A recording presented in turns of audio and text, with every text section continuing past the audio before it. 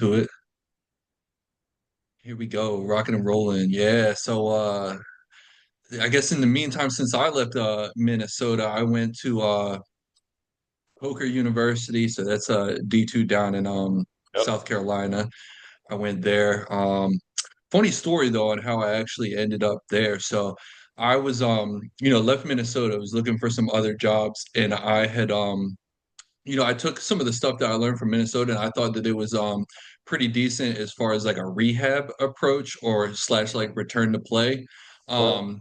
And then previously, I had met up with Keenan Robinson at the United States Olympic Training Center in Colorado Springs, and he was Michael Phelps's strength coach, and he was also Very a cool. certified athletic trainer. So I kind of had the idea. I was like, let me look for like a grad assistant spot at a school that I can like get an athletic training degree in as well. Yep. So I was looking, and then I found one West Virginia Wesleyan, and I had actually trained a bunch of the football players that went there when I was working at a private gym before I went to Minnesota. And they had the athletic training degree, and it was pretty decent grad assistant position as far as like the housing and compensation. So I was there. On my first day, the head coach told me, "Hey, I applied to a different college and I'm probably going to get the job." I was like, all right, Wow. bet. Um, and then First it day. First actually day. it didn't work out for the athletic training either because like I had met with the advisor and she was like, if you're trying to do the athletic training and be strength and condition like grad assistant, like you're not gonna have like enough hours in a day to do everything. So I That's was like, fair. man, I'm kind of in a bind. What am I gonna do? I actually interviewed for the head position there and they offered it to me, but I would have been the only guy for I want to say it was like 18 teams. So it would have been like football lifts started at 6 a.m. So I would have had to been there early to set up. And then I think the last lift of the night might have been swim team at 7 p.m. Um, and they didn't have Yeah. any money in the budget for assistants for that first year. And it Yep. would have been up to me to find interns. So I was Man. like it's a head job, but like, do I want that? But then Yeah, the that's head the whole coach thing, that right? I actually went there and worked at, he told me they had two grad assistant spots at the college that he was going to, and instead of hiring two, he would combine the pay for both. So essentially, I was just like an assistant there, and I didn't even end up like taking the classes there. So that's how I ended up at Coker. Um, And that was right with after the U, right? That was right after the yeah, U, right? Like the yeah, it was first. right Yeah. after the Yep. U. Yeah, Yep. and then so that was a good environment because I got to implement all of the triphasic stuff that I had learned like instantly with multiple teams. Like I had free reign and whatnot to do whatever I How did wanted that to go? do. What'd you find? What'd you find?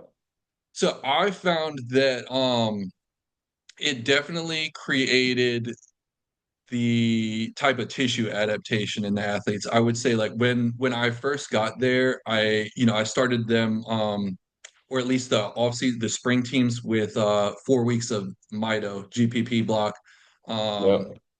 and they found that pretty hard. They were Yeah, I not mean, in I bet. necessarily good condition. So we got through that. The eccentrics, I kind of did a hybrid between the 6 seconds and the 10 second super maximal. Just because of like I didn't have interns or assistants, so I didn't necessarily want them to for the first Super time max. going through Yeah. eccentrics, yeah, to have to learn how to like spot each other on that. So I did the super maximal more for like accessories where I knew that you could kind of Right. For like a spot hamstring yourself. curl or something Yeah, like that. exactly. Do like a 2-to-1 kind of thing. Okay. But I definitely saw a difference in agility and whatnot, and as far as like being able to go in and out of cuts quicker, especially Yep. because I didn't have the ability really to do any like speed and agility training with most of the teams. It was just weight room stuff. So I did a lot of the drop catches, a lot of the band work. Yep. Um, and so I thought it went pretty well. It was definitely tough, I think, at the beginning to get buy-in because I threw something completely different at these Yeah, they've never seen athletes. that before, right? Was that? They've never seen that stuff before, right? They're like, what do No, you they've mean never rep seen the banded stuff. seconds? Yeah. The banded stuff, RPR, like I instantly like I put the RPR posters up on in the weight room, and I was like, if you're not coming from practice, I was like, I just need you to do this warm up, and then we're rocking and rolling, like we're getting right into it. And so I think I used the strategy where I brought like a team captain or something up, and I did the anti-rotational one on their back, showed them how it worked, and the kind of light bulbs went off, and they're like, oh snap, like where else does that work? And then I'd show where else it worked. Then I'd show like another athlete. Yep, And so I got pretty decent buy-in with the RPR to the point where I would always be on the sideline for the men's lacrosse games. And if they got hit, fell to that's the pretty ground, cool. something felt off, they were running off the field. They were like, hey, coach, like something feel right in my hamstring, my shoulder. Like, can you check it for me? I'd Yeah, instantly do the muscle test and be like, yeah, it's shut off. Like, let me turn your hamstrings back on. Let me turn the shoulder girdle back on. And they'd be yeah. like, oh yeah, I'm feeling good now, like going right Yeah. back out. So You just hit the spots and have them do some breathing, or like what do you have? How would that look like usually when you were doing that? Because you did those like during the games, yeah. Like how did yeah, you didn't during the have table, games. right? Just like standing, like Yeah, just standing. So I would bring the massage gun out to okay, the field. I would bring the lacrosse balls, smelling salts, of course. there we go. Um, but normally like if they came off and it was they were feeling like, they took a hit, weren't necessarily injured, like didn't need the trainer. But just kind of that feeling like if you ever, you played hockey, you get a hit and you're like, oh man, like Right. funny bone or something, like something's off in there. Yeah. I would listen to them. They would explain, yeah, like I got hit in my shoulder, like trying to throw with the stick, like it just kind of feels off. And I would either test lateral shoulder or the rotator cuff one. Yeah. Um, Instantly be like, all right, yeah, like this one's off compared to like the left side that or whichever side like didn't get hit. Let me turn it on for you. 10 seconds, retest. Yeah, Yeah. I'm back in. Any pain? No. Try to throw with the stick. You're good. All right. Tell coach like you're ready to go back out. Yeah. And dude, and I mean, some of that stuff too is like obviously RPR is great, and sometimes though it's just instilling the confidence back in those athletes. Sometimes, especially when it's not, you're not seriously injured, you're just hurting a little bit. Yeah. Take this down to like a three, so you can go back out and like go play some more because you're okay. And sometimes they just need that a little bit. I don't know what it is. It's like, hey man, like you're good. Like we can bring this pain down, and you are good to play, bro. Like you were perfectly good. And sometimes they just need to hear that, and like they need that little reassurance and be like, okay, yeah, you know what, let's go. Let's go. Yeah. But no, that's cool to hear.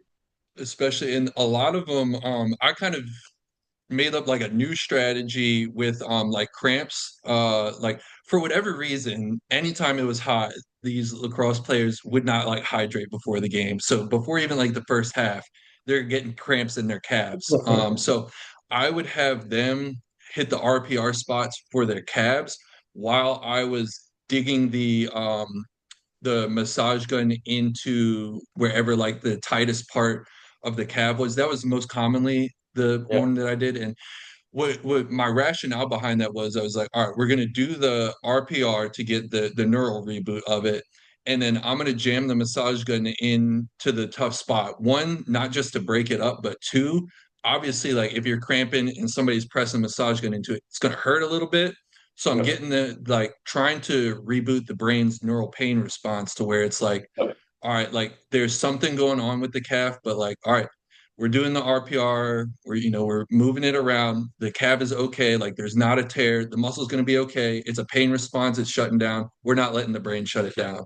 Like we're gonna Yep. hold that pain response, we're gonna do the calf RPR till Yep. the cramp pain goes away, and then they would be able to go back out there. Yep. And dude, that's literally like growing up, that's stuff that my dad would do. My dad's a chiro, and like that stuff, like I'd come home after a game, I'd be a little bit beat up, and he'd be like, yeah, this is clearly like this is whack. Like if let's make this so that your body can accept this a little bit better. And I don't know, and usually what he did, and obviously he would adjust me and stuff, but when he would find areas like that, like you're getting weird cramps or something, he would put some pressure on it, and then he would maybe like move the joint around as he's putting pressure on a little bit, and then yeah, or massage it out or whatever it is. And I've seen different people use different techniques for that stuff, but I mean, it's sometimes it's crazy. Like sometimes that's just like, especially game time. It's like, all right, let's get this in, get you as good as we can for this game because we need it right now. So yeah, no, Yeah, that's definitely. that's awesome that you can do that on the sideline, man. That's you got that buy-in from them. Like you were there for what, like 6 months, 8 months, or a year? I was there for pretty much like one academic year from the start of Yeah, fall semester to the end of the spring semester. Yeah. So I think that I think part of the buy-in with a lot of the triphasic stuff when it comes to the banded exercises or the oscillatories, like, nobody's gonna lie that like it looks silly if you're, just doing a band exercise or doing like partial reps. But Both I these, think like, that if you not only talk the talk, but if you can walk the walk. So I think like a lot of the athletes saw like, oh, like this shit, like I would work out with them and stuff. So like yeah, if I would do yeah, sprints, I'm blowing past them on sprints, or if I'm doing deadlifts and like they see me like I can just walk up to a bar, pull 500, they're like, oh, like Flash might be on to something here with his warm-up technique. So right, I think right. like interacting with them and showing them Hey, how you can bring this to the application part definitely yes. gets the buy-in. 100%. I mean, I know that's part of being, I think that's part of being a coach too, is like you got to try what you're doing, like if you can train a certain way that you can feel ready to go almost like right away, maybe like an 80% sprint before your 100% sprint, but like almost ready to go like instantly, like dang, you're doing something right with your training. I feel like Yeah, 100%. people all the time, they're like all beat up from their training and they need to take 20 minutes, 30 minutes getting their body right before. And it's like, okay, if you just played a game or something, like sure, like you're more banged up than usual. But like on a normal training period, I feel like, day in and day out, like sure, you might be a little sore, but you should still be able to like get going pretty quickly, Yeah. because when you got an 82 game season, like some of these NHLers, and you got game over game and travel over travel, it's like you better be able to take the heat over and over again. You better be ready to go at all times. Yeah, especially like if you play a sport like basketball, baseball, Oh, lacrosse, where dude. you've got multiple, contact games within the same week period. Yeah, yeah, I mean, even football guys too. Even that one game a week, holy crap! Yeah. Like the Then guys you're that back get to touches. practice. Yeah, those guys that are getting touches, man, like those guys are banged up. So, I understand that stuff, especially when you're at that high level. But when you're in an off-season training, it's like you should be, getting your body back, ready to go, be ready to be juiced. Yeah, Uh, definitely. but yeah, You made a good point there about the coaches should be able to do the workouts. I think you see that extremely I don't know, bias would be the right word, but I guess almost like ignorance from coaches who have not done like cows triphasic workouts. Like almost every time like an intern or somebody posts like a workout, what's the comment section look like? What are you training for? Like what is this training for? Like people just slam the training. They have no idea.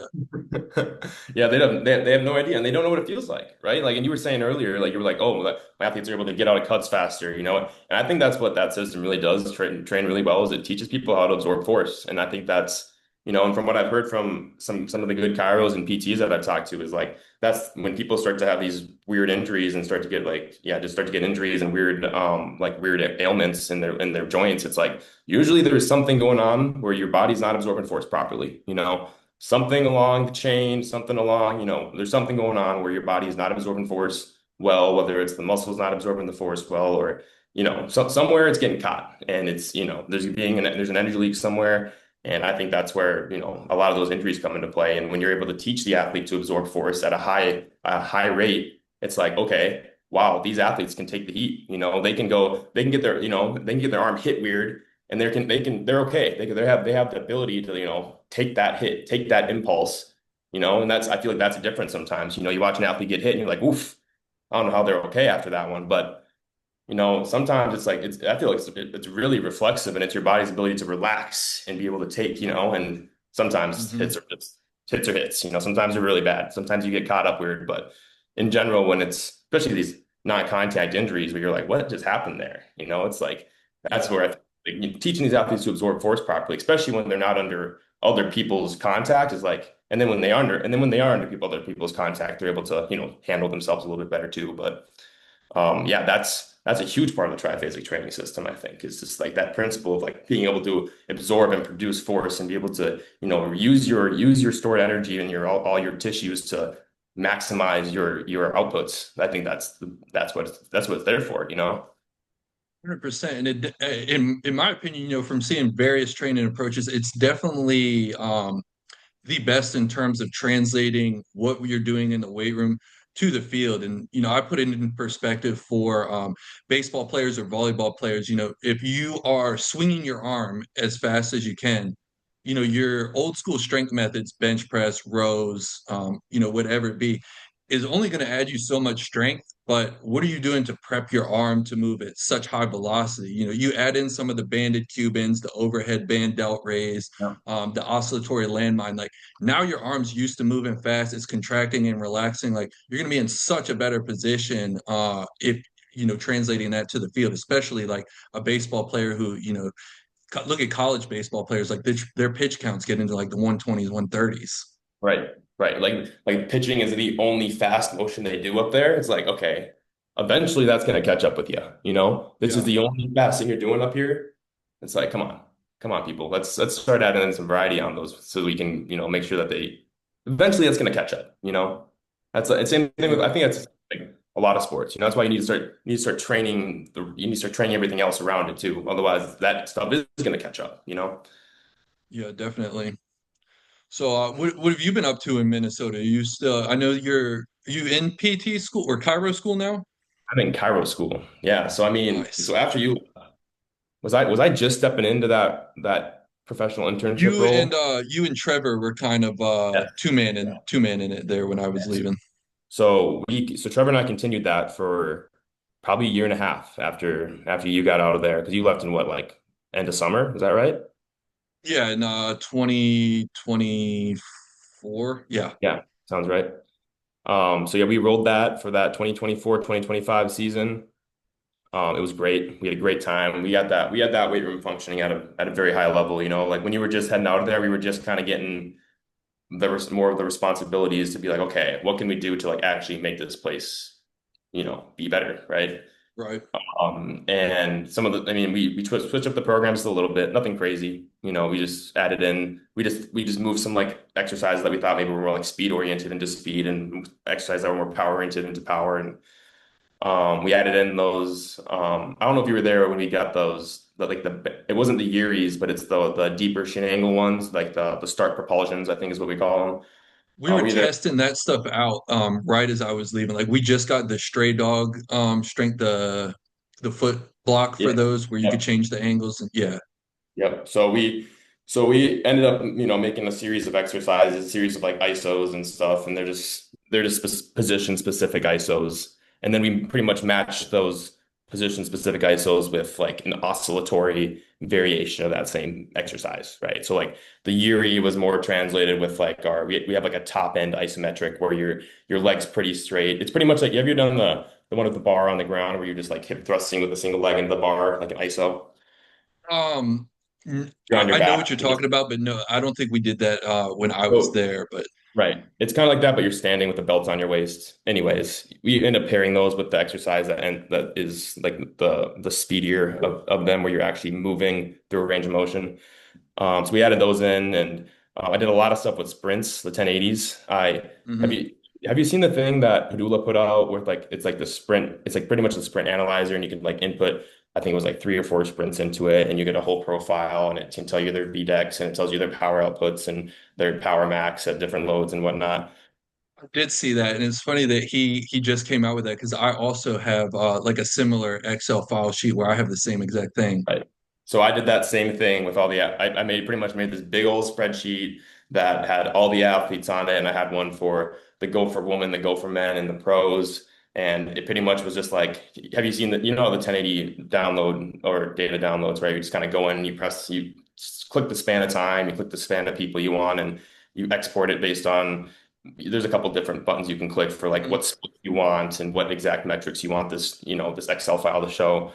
So I think we were doing 5 meter splits, and we would just pull all the data, paste it in, and it would just update all the sheets. So all we needed, like I pretty much formatted it and like kind of coded it in a way I used ChatGPT. That was awesome. Like I just was like, hey, this isn't working. What do I do? Like, and they would just like I would Yeah, just like give it more details, and eventually it would spit out something that would be like, okay, that worked. Like that was the right thing. I kind of like coached it, and it got better at helping me like nice. yeah, it was pretty cool. But I even got into using like Google Sheet scripts. I didn't know that was a thing, but it's like I've not seen that. What is that? Google's internal coding. So you can like I don't Oh, know, I don't even know I don't know how coding works. I just use ChatGPT and it helps me use it. But it was basically like, oh, you can use scripts to help automate like make things happen automatically. You click a button and it just does it. So I was able to like integrate that where I would just click a button and it would just do stuff for me. It was like it was pretty cool. It was pretty dialed in. And I mean, I haven't been using it as much lately because I've been in school. But so I did that. That took a lot of time. It was a really fun process though. I learned a lot about like just like the data. I looked at a lot of numbers doing that, obviously. Yeah. So it was fun. It was fun to kind of see and mess around with that.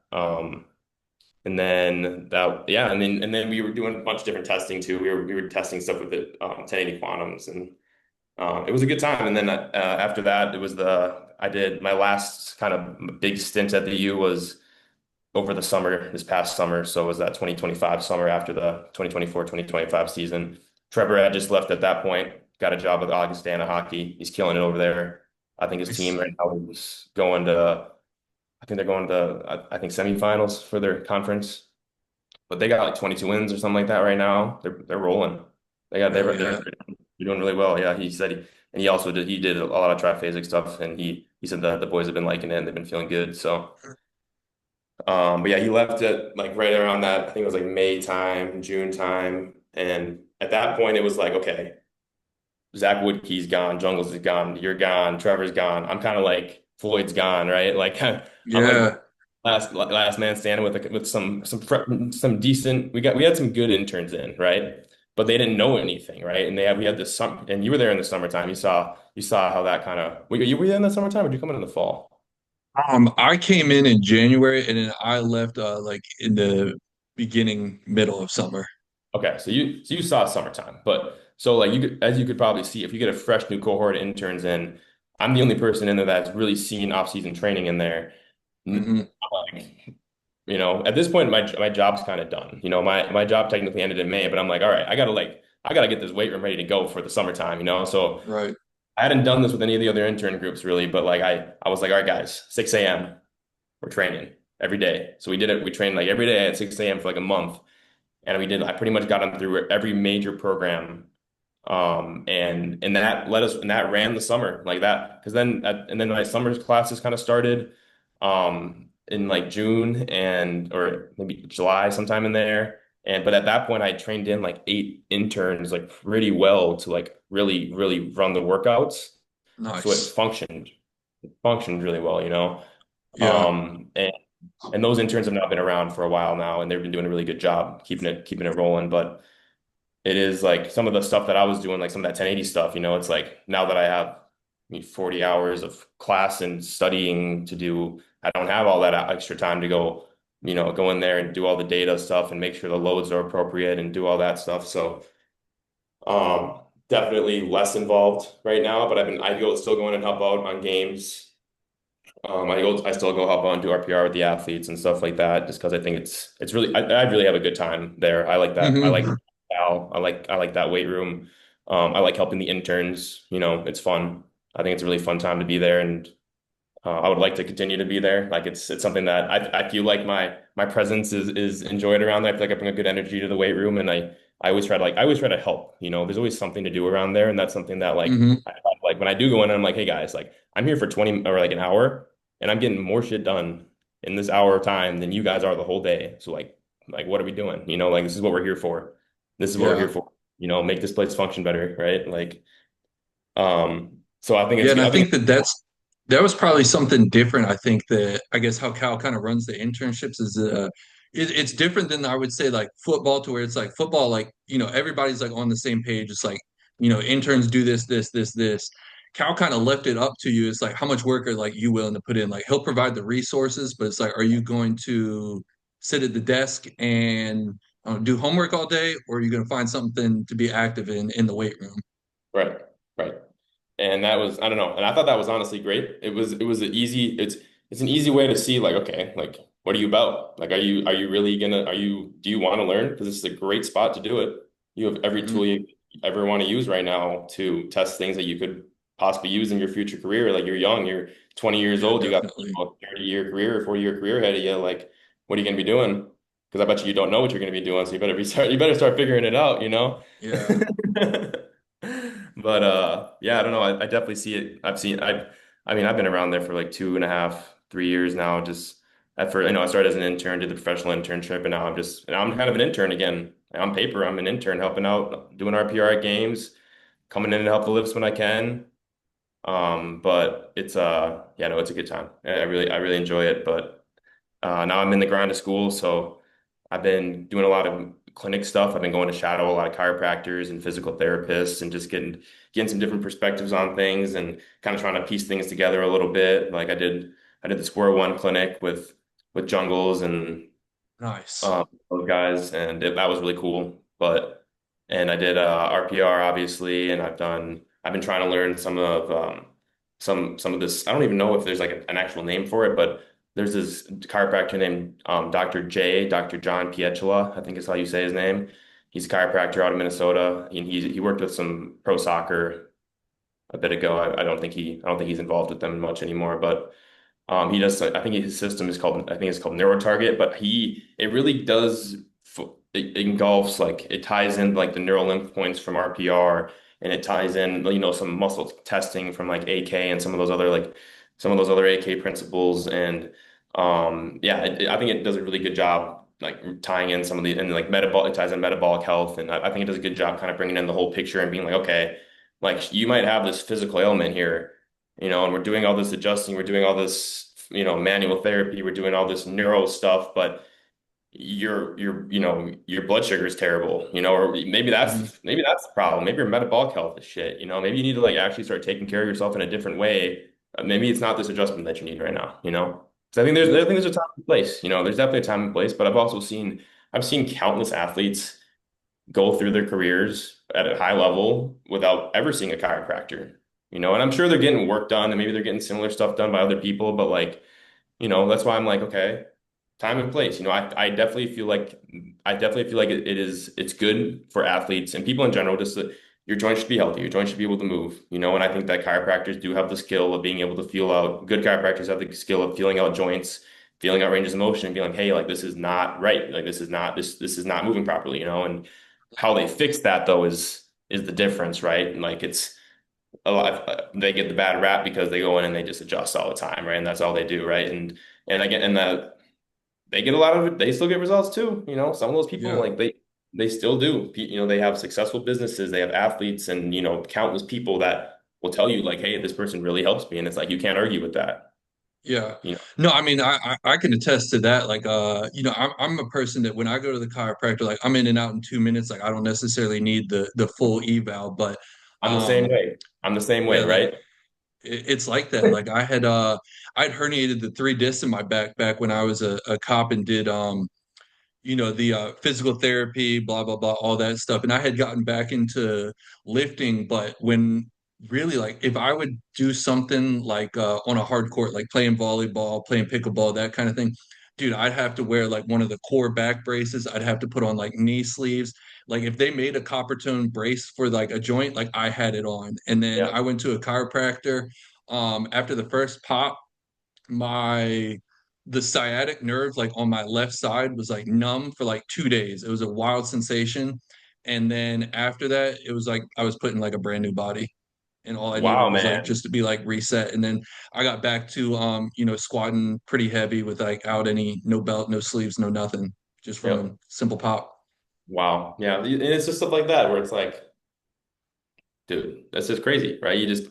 You can't argue with that kind of stuff. And then again, like maybe you can go to a PT or a massage therapist and they can get similar results doing different, different modality. But like again, if you can go into a chiro and you know exactly what, maybe you have a guy you've been seeing for 10 years and they're good. They know exactly how your body feels and when Yeah. when you're weird, like when something's not right, right? Like you spend enough time with someone and learn their habits and learn their how they usually break down. It's like you start to pick up on their patterns and you're able to help that helps you navigate when they do have problems, right? So I Yeah. think that I think that's also like another thing that I really enjoy about chiropractic is like you get to build those relationships with people where it's like I can like I have a different relationship with you because no one else does this. No one else does this to you except for me. I'm the only person that in your life that tries to make sure your joints are in a really, make sure your body functions and everything is as good as it can be. I'm one of the only people in your life that Hmm. probably does that, right? I think that's really cool. And I think that doing that with athletes is even more cool. And when they trust you to be like, yeah, you do help me with this. Like this is something that whenever I have this problem, like I know I can come to you and I know that you can help me with this thing. And I think that's awesome. Be able to. I think that's what it's all about. You're helping your athletes, helping your patients, Yeah. helping whatever you're doing, your clients. That's what it's all about. And but I think that that side of it, the chiropractic side of it, and being able to do a little bit more than being able because giving exercise is great. And I think that training is where it's at. I think if you're not training to start with, it's like, what are you doing? Train your body. That's what we're here for. We're made Hmm. to move, right? But then it's like, okay, now you're training hard, maybe you're getting hit, and like, what are we gonna do? How can we keep you moving the best for the rest of your life? And I think that's Yeah, where that, definitely. massage therapy and PT and chiropractic can come into play really, really well. So is that are you gonna gear more towards like, are you looking at being like a sports chiropractor? Or are you gonna get back into the strength and conditioning side, or what's the career goals for you at this I point? I I really really like the training, like the being in the weight room. I've Mm, been like I said, I've been shadowing a lot of clinics recently, and I grew up watching my parents in a clinic, and I have nothing against clinics at all. Like I think clinics do great, but I really do, and I think weight rooms are where people go to make themselves better, and that's where I want to be at. And I think that having some treatment rooms there and in some kind of weight room setting would be the ideal setting for me. And if that's in a team setting, that'd be sweet. Like I would love to work with a high level hockey team. I love like hockey is definitely the sport of choice. Like I'd be down to do other sports too, but like I am a hockey guy, I would say. I like being around the rink. I like being around hockey. It's just a fun sport. It's what I grew up playing, and it's just I don't know. There's definitely a culture around it. And being from Minnesota and stuff too, yeah, it's a fun sport to definitely. be around. I follow the high school. I've been out of high school hockey for 7 years now, and I still keep up with all the notifications when they're coming through. It's crazy. They Like just I had don't the know. championships this weekend, right? Yeah, they did. Yeah, they did. It was a good one. I think they double OT last night, so it was Oh, a was it? yeah. Moorhead. I think that's their Minnetonka won, right? No, Moorhead got it. I think Oh, Moorhead took. Moorhead beat Minnetonka. Yep, I think they got it 2 years in a row now. I think that's a Oh, two-peat for wow. them. So yeah, Okay. yeah. I mean, What's up with the Dyna falling off, huh? I don't know. Any given year they could win it though. They're always good, man. They're always good. Yeah. They probably would have had it. Their star player, this Mason West guy. You heard that name? I have not heard of him, no. He's I'm like not he's too just like big into the Minnesota high school hockey yeah. scene down in Florida right now. He's just a freak athlete. He basically he told what was it? I think he told so he got drafted to the NHL and he told his NHL team, he's like, "Hey, I'm gonna play my senior year football season because I want to win a state championship with my boys, and then I'm gonna go play for this junior hockey team, and then I'll go play hockey." And they're That's what's like, up. "Okay."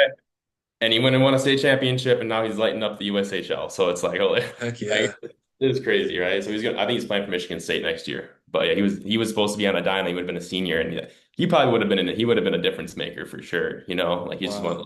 those players. But yeah, any given year, a Dyna could take that. But yeah, man, I think yeah, working for a team would be my first choice. But I'm down to do anything. Anywhere where I feel like I'm making where it's things got to feel right. It's got to feel right for like I do want a family someday, right? And Hmm.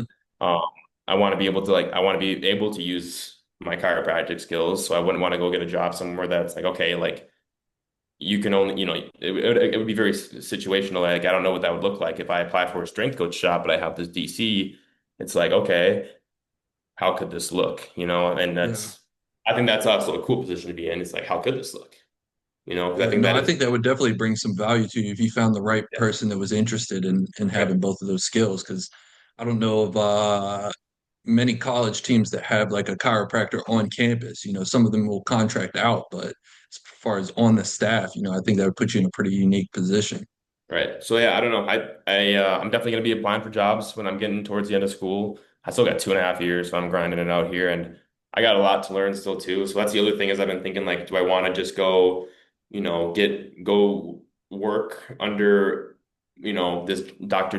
John, Dr. J that I've been shadowing? Like I really like the stuff he's doing. I think that, like I said, I think he ties a lot of the stuff that I've been learning over the past 5 years together really well under how he practices.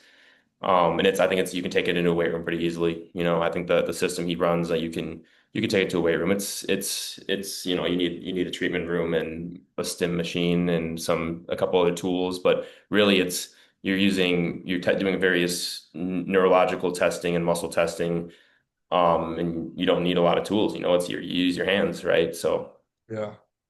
that's why that's why I feel like it's so easy to use in a weight room. It's like I'm already here, like. Yeah, definitely. I have to see if IMG would be open to a position like that because every Thursday we bring a chiropractor in for the athletes. But Yep, that's like the only time that they can sign up for. But like we have like a room with a table and everything, so right. might be a spot that they need to fill.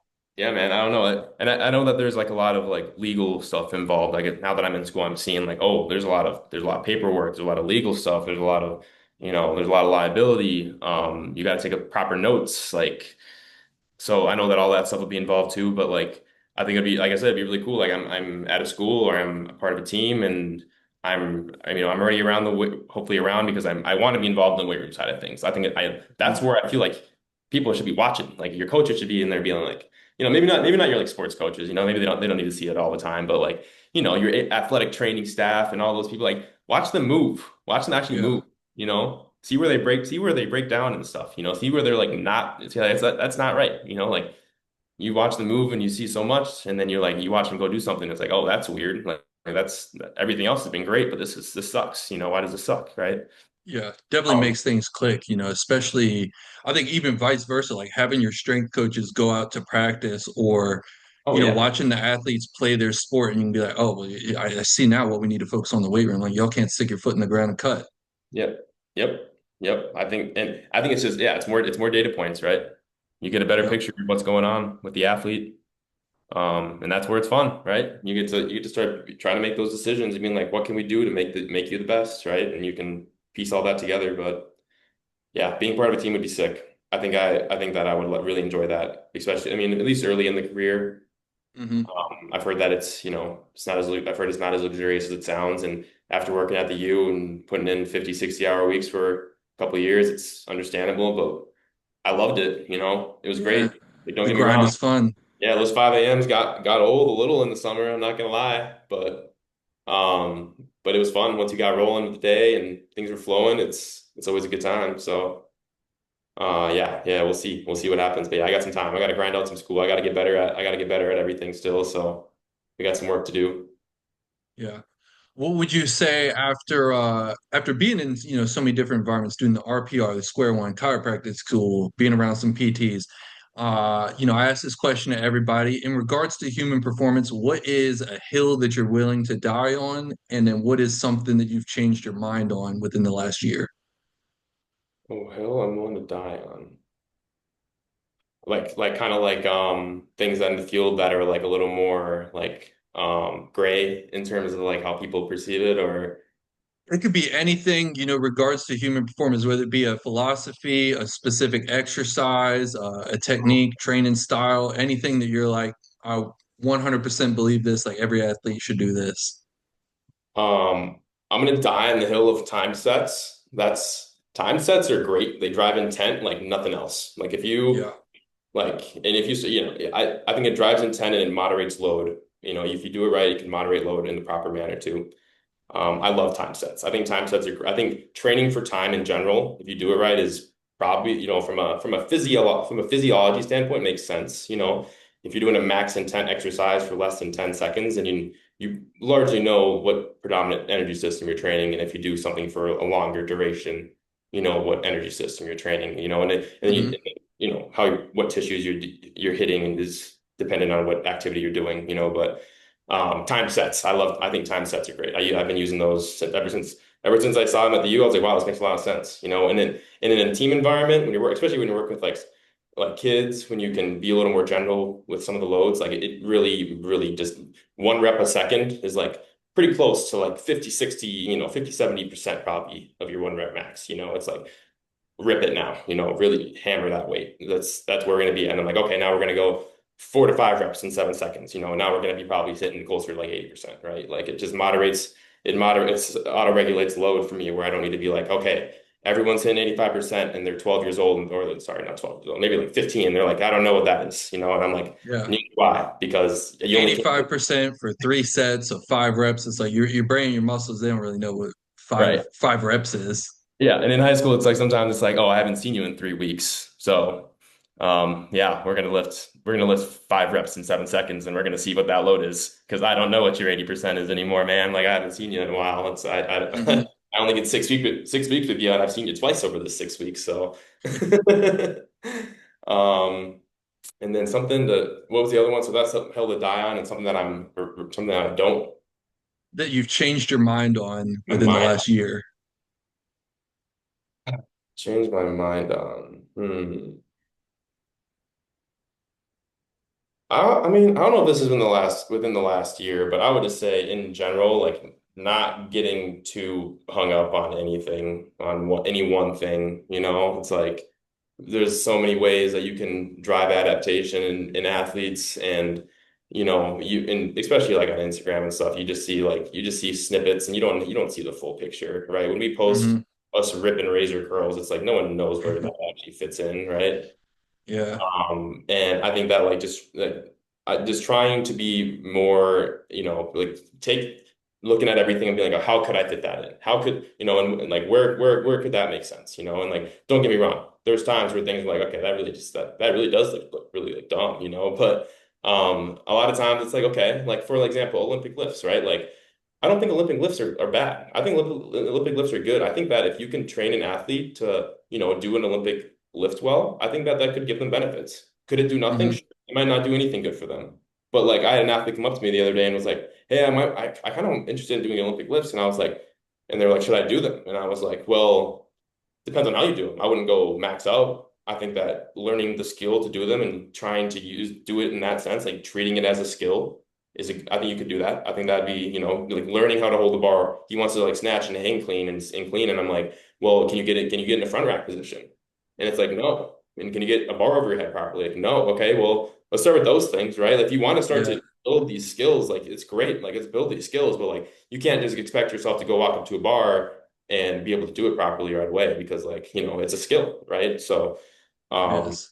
so I was like, yes, if you are interested in doing those and that's something that you think will, that might move the needle, like give it a shot.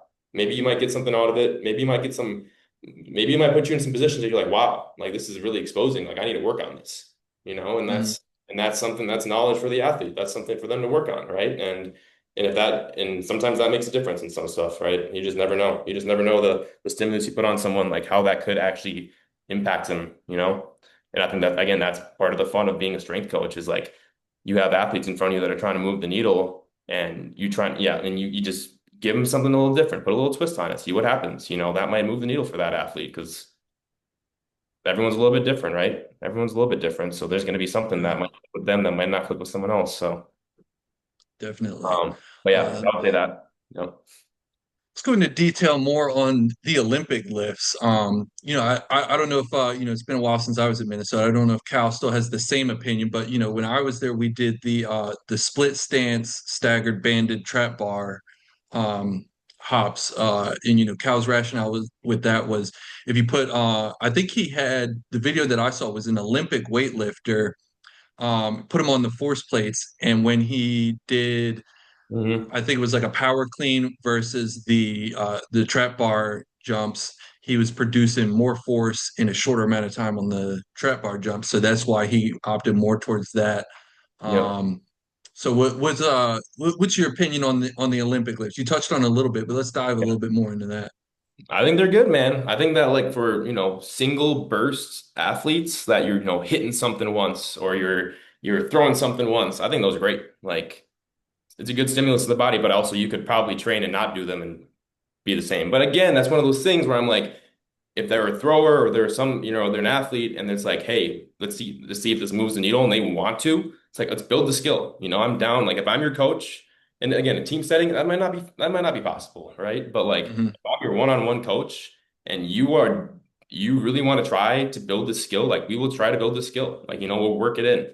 We'll work it in and we'll try to Yeah, build it up. But like I think they're good. It's a stimulus to the body, right? You're concentrically pulling a heavy load and yielding it. Like it's a potent stimulus, but in terms of using the trap bar and the bands that are pulling you into the ground, like you can get what from the numbers that Cal got from the force plates, it's you can get higher rate of force development on a drop jump with bands pulling you down than you can with Olympic lifts.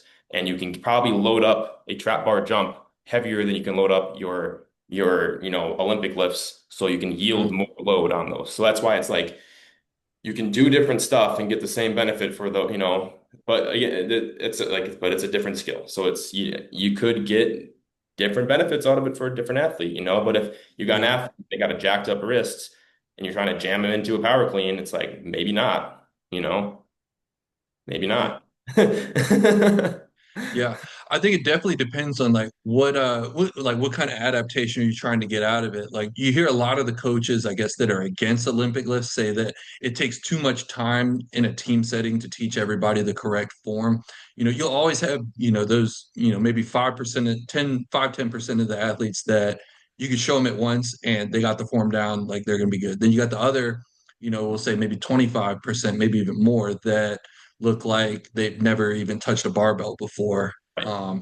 But my philosophy was so when I was working at the private sector, I had the young kids group, which was like 8 to 11 years old. I had them going through the foundations of a power clean. And my rationale was I'm not necessarily worried about their force output because they're 8 to 11, but teaching them a skill that requires coordination and balance.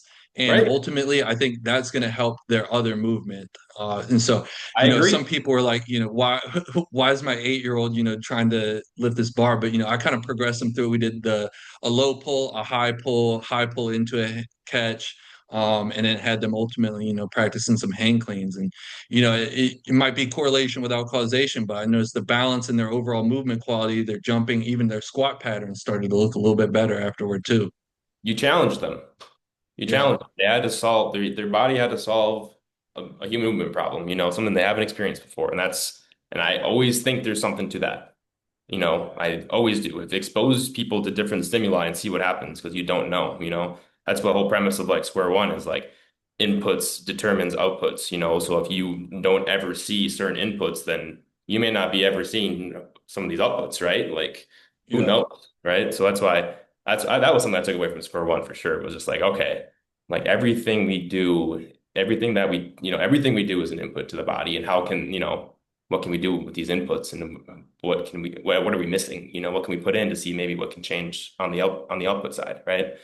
yeah, Uh, but yeah, no, yeah, Olympic lifts, man, I don't think they're bad. Like, obviously, like maybe I don't wouldn't put them as my number one tool always. I personal train still too. I've been personal training for 5 years, and the closest thing I get to an Olympic lift with most of my personal training clients is like dumbbell snatches, dumbbell cleans. Like, unless they have a strong passion to put a bar over their head and start throwing some weight around, I'm not going to make them do that. Like mhm, I challenge them in other ways. I make them do some prime times. I yeah, make them jump around a little bit. I make them do some pogos. I make them do deep tier extensive plyos. It's like, yeah. There we go. Make like those soccer something. moms work. Bro, like if they start doing that stuff, it's like, oh, bending over is nothing now. I can do a deep tier plyo. It's like, yeah, like you've Hmm. never you've never had high rate of force development in deep angles like that before, have you? It's like, no, no, you haven't. But I teach them to do it, and all this other stuff is so much easier. Yeah, definitely. I guess without going into, I guess, too much protected detail between RPR and Square One. So I'm definitely interested in the Square One. I've seen a lot of it, especially from Jungle's page. What's the main difference there between the two? Well, RPR definitely focuses on, the tissue side of it to more of an extent than Square One.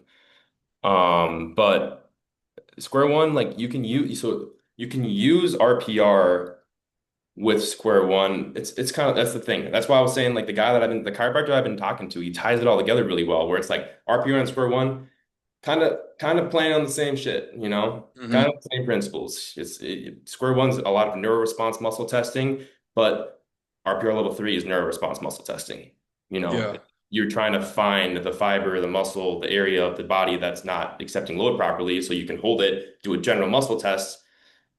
It's just kind of the same idea. It's just Square One's viewing it more. Square 1 views it through a different lens. They view it through sit to stand. They view it through walking, like the gait cycle and what joint actions occur in sequence. Like what happens when the foot hits the ground, like what joint actions Hmm. occur in that and when that happens. And you can go through the body and be like, okay, you're every time you're in left step, so I think it's your right foot or your left foot's forward, left step, your left knee triggers into extension, every time for whatever reason that is, right? And you can go through and be like, okay, why is that? And it's you can clear it with you can do like sniff clears, you can do like tragus, like AK clears, like yeah, it's definitely more. I think there's a little more applied kinesiology involved in Square 1.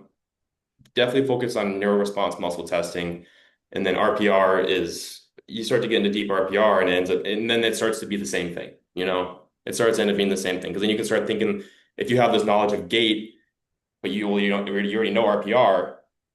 It's like, okay, now you're pretty much doing Square 1. If you know the premise of neuroresponse muscle testing and you know RPR and gait and gait cycle and you know what joint actions occur together, then you know what's going on already. So it's they tie together. I think it's a good clinic to go to.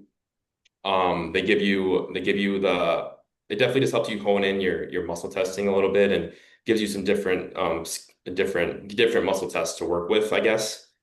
And they teach you how to piece it together a little bit. They teach you like, okay, if this happens, this is what you can do. Like this is the next step, and it ends up being kind of a somewhat repetitive cycle of like trying to trigger and clear the body, and trying to. And I think that what Jungles and some of these other guys are doing is they're trying to find like the biggest compensation or the biggest trigger, and they're trying to clear that, and they're trying to just like for example, like if your breathing triggers you, then that's a big one. Let's get that out of the way. If looking up triggers you, then let's get that out of the way, right? Like, so you just kind of keep going through and you can figure out if certain joint actions are triggering or certain positions are triggering.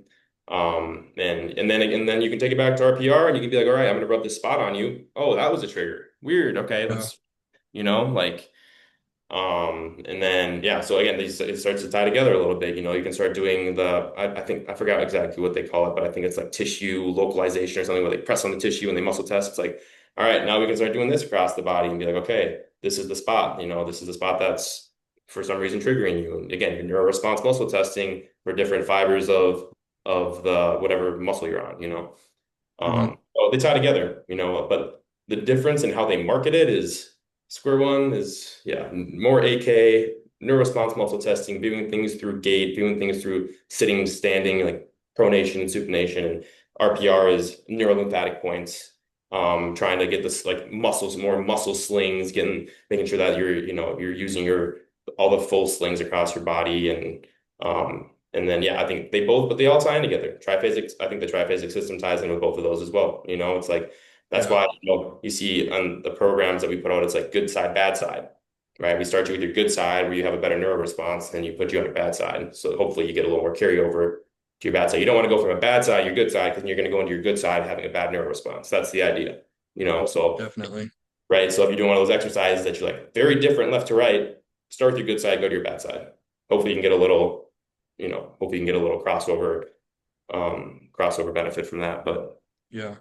No, that's good information. I appreciate that. I'm definitely if Square 1 ever comes down my way, I'm gonna try to definitely try to attend that clinic, yeah, add that skill set. yeah. Last question I got for you, you touched on it a little bit. So you've been a personal trainer as well as strength coach. It seems like there is an unspoken beef between the two. I don't know if the personal trainers necessarily have beef with strength coaches, but I hear a lot of strength coaches, almost kind of disparage personal trainers in terms of their workouts. And I guess my question for you is, do you think being a personal trainer can make you a better strength coach as far as having to get buy-in? Because like as a personal trainer, you don't get business unless you're a good coach. Like you got to be able to relate to people, you got to motivate people. Otherwise, they'll quit. Like it doesn't necessarily matter about your programming. What are your thoughts on that? I mean, yeah, absolutely. It's just more touch points, right? Like you're working with more people, you're seeing more stuff, you're solving more problems. Like I don't know why I don't see that as ever being bad unless you're to a point where you're not engaged with what you're doing, unless you're just going to go through the motions and you're not writing your own workouts and like that type of personal training. But like for me, it's like I view my people no different, like my clients no different than I view athletes that I train. It's like we have, this is what I have in front of me. This is our current ability. What is our limiting factor and what can we do to make it not our limiting factor, and that it just continually like you just keep on layering it on, right? And I would say with my personal training clients, I see them more often than I see some of these athletes because some of the athletes, you get them for 3 months and then they're gone. You get them for six Mhm. months, they're gone or whatever, and you get them back 6 months later. My personal training clients, I've been seeing some of these people for 4 or 5 years straight, once or twice a week. It's like Yeah. I get a lot of touch points with those people. I really get to see how what I'm doing is affecting them on a pretty good scale. It's like, oh, well, maybe we're doing a little too much. Oh, your elbow's a little bit flared up. Okay, maybe we need to back off on doing some of this throwing that we're doing, or some of these triceps that we're doing, or whatever it is. Or maybe you need to mix in something else that makes that elbow feel better. And over time, you kind of get to piece together like, okay, again, this is how this person tends to break down. Like these are this, and what can we do to make these areas stay healthy so that they don't have to worry about them. And that's how I feel like I'm doing my job. And with my clients always have some goal, and usually it's something along the lines of they want to be able to do whatever they want to do, or they want to lose a little bit of weight, or they want to build some muscle. I haven't worked with a lot of like bodybuilders, but and that's easy, and that stuff is easy, man. A lot of times it's like habit stuff. You just talk through a little bit, you can talk through some habits with them and be like, hey, like how's your sleep? How's your diet? How are you drinking water through the day? Are you Yeah. only drinking coffee? Like, like what are we doing? Yeah. Same kind of readiness test. Right. You just get touch points with them, you learn about them, you learn about their habits, you're able to piece together like, well, how does this person function? And then be like, you can start to have those conversations like, hey, maybe we should try this instead of that. Or here, we're gonna add in this because I think this is gonna be this, I think this will be to move the needle on this, and when you tell them that, they're like, oh yeah, you're right, let's try that. We haven't tried that. Let's give that a shot and see if this works. And I always have I always have a base program in place where I'm like, okay. Like we're working on endurance right now. We're going to be doing longer sets. We're going to be doing longer duration ISOs for a little while here. But then within that, like I had right away in the workout, maybe they have a certain skill acquisition. Maybe they do want to work on some barbell lifts. And in that first 10, 15 minutes, maybe I'll work on that stuff with them. And then we'll get into the meat and potatoes of stuff. So I don't know, figuring and then like, yeah, just being able to work with people, being able to adapt on the spot for sure is Mhm. something too, because like that's something where someone comes to you one day and maybe they literally slipped on the way in and their ankle's feeling a little weird Yeah. now. Okay, well, now what are we gonna do? And being able to just be like, okay, have stuff and it's just reps, right? Like someone comes in, their ankles hurt, and like I can probably piece something together, like I can modify a workout right away to be able to be like, okay, if it's not really hurt, let's somehow get some stimulation to it, get some blood flow to it, whatever. We'll get it moving, we'll get it as long as it doesn't hurt, we'll put it into some positions and maybe put some tension on it and put a massage gun near it or something, right? And then moderate the rest of the workout, and that just and to be able to do that takes time and skill. You put a fresh coach out and someone comes in and they have a problem and they're going to be like, I have no idea, like, Mhm. what do I do, right? And being able to respond well it just takes time, and I think that's definitely a crossover skill. But yeah, I mean, it's just reps, man. It's you're solving at the end of the day. I think strength coaches are, you're trying to drive adaptation in your athletes. You're trying to solve human movement problems. That's what I'm doing in my personal training clients. That's what I'm doing with chiropractic work. That's what I'm doing when I'm in a weight room with athletes. It's what's on my mind when I'm working with people. When that's the goal. Like they're in front of you for a reason. So what do we need to do to make it happen, right? So yeah. I don't think it differs from the context that I'm in per se. So Great words of wisdom. Great aspect. I appreciate your time and providing all that insight. You have any PT clinics, any podcasts, any Instagram, anything you want to plug here at the end? shoot, man. All the fellas. I'm gonna shout them all out. Go Trevor Foreman, Zach Woodkey, Zach Jungles, Alex Larson, Jared Slater, Floyd King, all the fellas. I think that they're doing some really cool stuff. We're all really young still. We're figuring things out still, but I think we all got the right headspace to make some things happen and make the strength world a little bit better. Honestly make all these fields a little bit better, right? I think everything needs to be a little more. There needs to be a little more continuity between what everyone's doing. So hopefully we can make that happen. And I think that's honestly that'd be a gold mine someday is to get into an organization and be like, hey, maybe like getting into an organization that you can you can tell like, hey, like there is some discontinuity here. This could be better, and like make that happen. Make that shift and be elite. Yeah. That's the goal. That's what it's all about, right? Helping the That's what. athletes in the most efficient way possible. Yeah. And I got to shout out Cal too. He's the GOAT. He's the Shout out GOAT. to the GOAT, Cal Dietz. Yes, sir. GOAT. Hey, I appreciate it, man. If I ever, come back up in Minnesota, I'll be sure to come get a workout in at the U. If you ever come Yep. down to Florida, let me know. Get a workout in down here at IMG. We'll do. We'll do. Yeah, man. Let me know. I'm always around here. I'll be here for the next 2.5, 3 years in school. So make it Yes, happen. sir. Sounds good. All right, good to talk to you, my man. Have a good day. Yeah, you too, man. Bye.